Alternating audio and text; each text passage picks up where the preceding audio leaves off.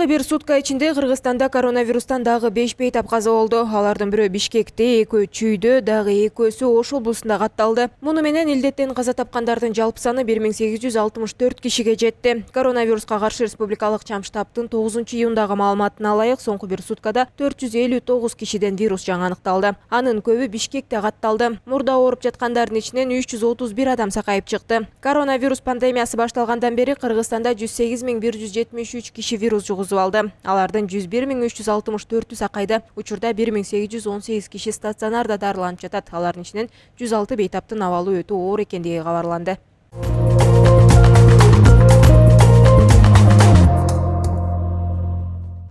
Кыргыз темир жол ишканасынын мурдагы жетекчиси Василий Дашков камакка алынды. Улуттук коопсуздук мамлекеттик комитетинин басма сөз кызматы кабарлагандай, ал 8-июнда убактылуу кармоочу жайга киргизилген. Тергөөнүн баштапкы маалыматына ылайык, Дашков Кыргыз темир жол ишканасын башкарып турган кезде 2020-жылдын май айынан декабрына чейин миллиард сомдон ашуун акчаны жеке компанияга мыйзамсыз которгон. Андан тышкары жең ичинен которулган 490 миллион сом тууралуу да сөз болууда. Анын мамлекетке келтирген зыяны 1,5 миллиард сомго бааланган. Василий Дашков 18 майда да кармалып, Бишкектин 1-май райондук соту аны үй камагына чыгарган. Атайы кызмат ал ошондон бери зыяндын ордун толтурбагандыгы үчүн камакка алгандыгын билдирди. УКМК Кыргыз темир жолундагы жемкорлукка шектүүлөрдүн арасында Дашковдун уулу да бар экендигин билдирген.